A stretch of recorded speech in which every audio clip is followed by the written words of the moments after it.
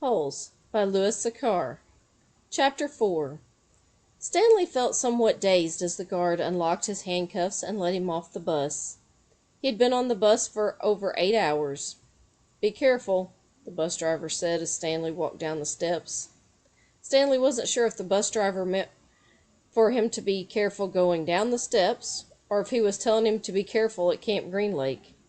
"Thanks for the ride," he said. His mouth was dry and his throat hurt. He stepped onto the hard, dry dirt. There was a band of sweat around his wrist where the handcuff had been. The land was barren and desolate. He could see a few run-down buildings with some tents. Farther away there was a cabin beneath two tall trees. Those 2 trees were the only plant life he could see. There weren't even weeds. The guard led Stanley to a small building.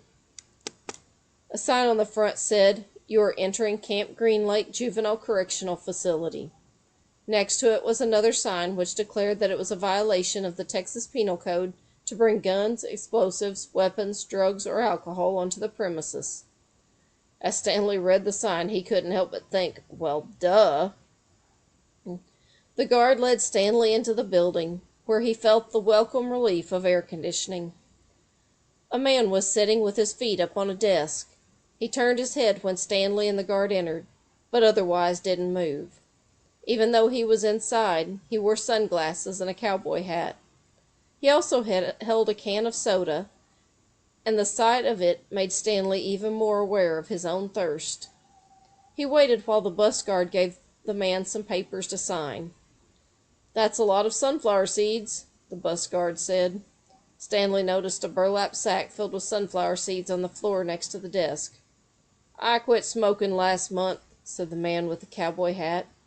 He had a tattoo of a rattlesnake on his arm, and as he signed his name, the snake's rattle seemed to wiggle. "I used to smoke a pack a day. Now I eat a sack of these a week." The guard laughed. There must have been a small refrigerator behind his desk, because the man in the cowboy hat produced 2 more cans of soda. For a second, Stanley hoped that one might be for him, but the man gave one to the guard and said the other was for the driver. 9 hours here and 9 hours back," the guard grumbled. "What a day." Stanley thought about the long, miserable bus ride and felt a little sorry for the guard and the bus driver. The man in the cowboy hat spit sunflower shells into a waste paper basket. Then he walked around the desk to Stanley. "My name is Mr. Sir," he said. "Whenever you speak to me, you must call me by my name. Is that clear?" Stanley hesitated. Yes, Mr. Sir," he said, though he couldn't imagine that was really the man's name. "You're not in the Girl Scouts anymore," Mr. Sir said. Stanley had to remove his clothes in front of Mr. Sir, who made sure he wasn't hiding anything. He was then given 2 sets of clothes and a towel. Each set consisted of a long-sleeve orange jumpsuit, an orange t-shirt, and yellow socks. Stanley wasn't sure if the socks had been yellow originally. He was also given white sneakers, an orange cap, and a canteen made of heavy plastic, which unfortunately was empty. The cap had a piece of cloth sewn on the back of it for neck protection. Stanley got dressed. The clothes smelled like soap.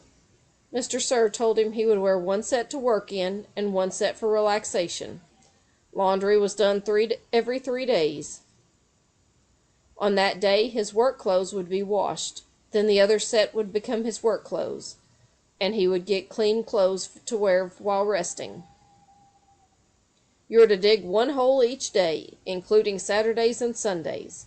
Each hole must be 5 feet deep and 5 feet across in every direction. Your shovel is your measuring stick. Breakfast is served at 4:30.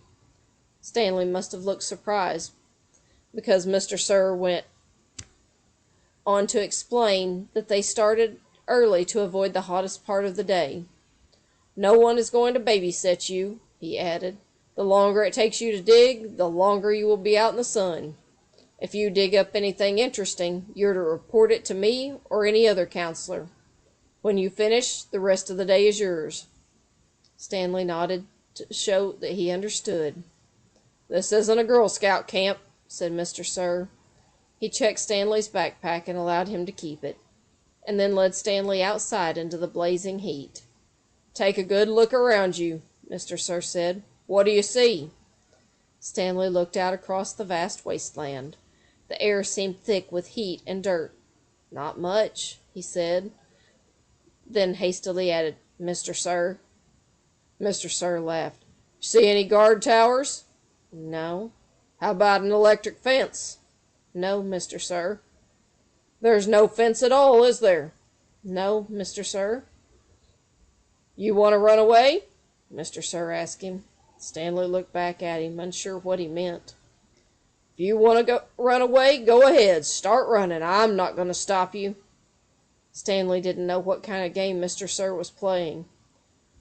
"I see you looking at my gun. Don't worry. I'm not going to shoot you." He tapped his holster. "This is for the yellow-spotted lizards. I wouldn't waste a bullet on you." "I'm not going to run away," Stanley said. "Good thinking," said Mr. Sir. "Nobody runs away from here. We don't need a fence. Know why? Because we got the only water for 100 miles. You want to run away? You'll be buzzard food in 3 days." Stanley could see some kids dressed in orange and carrying shovels dragging themselves towards the tents. "You thirsty?" asked Mr. Sir. "Yes, Mr. Sir," Stanley said gratefully. "Well, you better get used to it. You're going to be thirsty for the next 18 months. Chapter 5.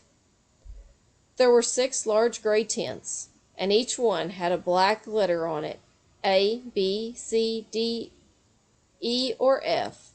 The first 5 tents were for the campers. The counselor slept in F. Stanley was assigned to the D tent. Mr. Pendanski was his counselor. "My name is easy to remember," said Mr. Pendanski as he shook hands with Stanley just outside the tent. "3 easy words: pen, dance, key." Mr. Sir returned to the office. Mr. Pendanski was younger than Mr. Sir, and not nearly as scary looking. The top of his head was shaved so close that it was almost bald, but his face was covered in a thick, curly black beard. His nose was badly sunburned. "Mr. Sir isn't really so bad," said Mr. Pendanski. "He's just been in a bad mood ever since he quit smoking. The person you've got to worry about is the warden. There really is only one rule at Camp Green Lake: don't upset the warden." Stanley nodded as if he understood. "I want you to know, Stanley, that I respect you," Mr. Pendanski said. "I understand you've made some bad mistakes in your life. Otherwise you wouldn't be here. But everyone makes mistakes. You may have done some bad things, but that doesn't mean you're a bad kid." Stanley nodded. It seemed pointless to try and tell his counselor that he was innocent. He figured that everyone probably said that.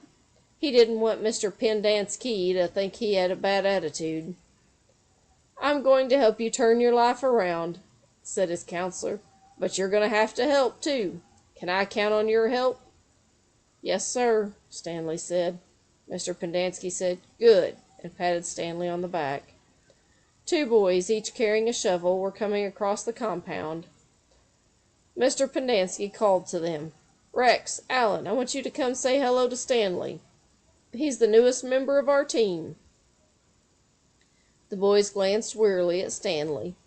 They were dripping with sweat, and their faces were so dirty that it took Stanley a moment to notice that one kid was white and the other was black. "What happened to Barfbag?" asked the black kid. "Lewis is still in the hospital," said Mr. Pendanski. "He won't be returning." He told the boys to come shake Stanley's hand and introduce themselves like gentlemen. "Hi," the white kid grunted.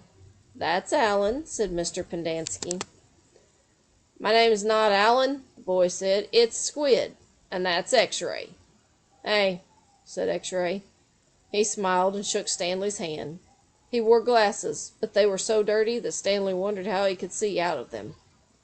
Mr. Pendanski told Allen to go to the rec hall and bring the other boys to meet Stanley. Then he led him inside the tent. There were 7 cots, each one less than 2 feet from one next to it. "Which was Lewis's cot?" Mr. Pendanski asked. "Barfbag slept here," said X-Ray, kicking at one of the beds. "All right, Stanley, that'll be yours," said Mr. Pendanski. Stanley looked at the cot and nodded. He wasn't particularly thrilled about sleeping in the same cot that had been used by someone named Barfbag. 7 crates were stacked in 2 piles at one side of the tent. The open end of the crates faced outward. Stanley put his backpack, change of clothes, and towel in what used to be Barfbag's crate. It was at the bottom of the stack that had 3 in it. Squid returned with 4 other boys. The first 3 were introduced by Mr. Pendanski as Jose, Theodore, and Ricky. They called themselves Magnet, Armpit, and Zigzag. "They all have nicknames," explained Mr. Pendanski. "However, I prefer to use the names their parents gave them, the names that society will recognize them by when they return to become useful and hard-working members of society." "It ain't just a nickname," X-Ray told Mr. Pendanski. He tapped the rim of his glasses. "I can see inside of you, Mom. You've got a big, fat heart." The last boy either didn't have a real name or else he didn't have a nickname. Both Mr. Pendanski and X-Ray called him Zero. "You know why his name's Zero?" asked Mr. Pendanski. "Because there's nothing inside this head." He smiled and playfully shook Zero's shoulder. Zero said nothing. "And that's Mom," a boy said. Mr. Pendanski smiled at him. "If it makes you feel better to call me Mom, Theodore, go ahead and call me Mom." He turned to Stanley. "If you have questions, Theodore will help you. You've got that? Theodore, I'm depending on you." Theodore spit a thin line of saliva between his teeth, causing some of the other boys to complain about the need to keep their home sanitary. "You were all new here once," said Mr. Pendanski, "and you all know what it feels like. I'm counting on every one of you to help Stanley." Stanley looked around. Mr. Pendanski left the tent, and soon the other boys began to file out as well, taking their towels and a change of clothes with them. Stanley was relieved to be left alone, but he was so thirsty he felt as if he would die if he didn't get something to drink soon. "Hey, Theodore," he said, going after him, "do you know where I can fill my canteen?" Theodore whirled and grabbed Stanley by his collar. "My name's not Theodore," he said. "It's Armpit." He threw Stanley to the ground. Stanley stared up at him, terrified. "There's a water spigot on the wall of the shower stall." "Thanks, Armpit," said Stanley. As he watched the boy turn and walk away, he couldn't for the life of him figure out why anyone would want to be called Armpit. In a way, it made him feel a little better having to sleep on a cot that had been used by somebody named Barfbag. Maybe it was a term of respect.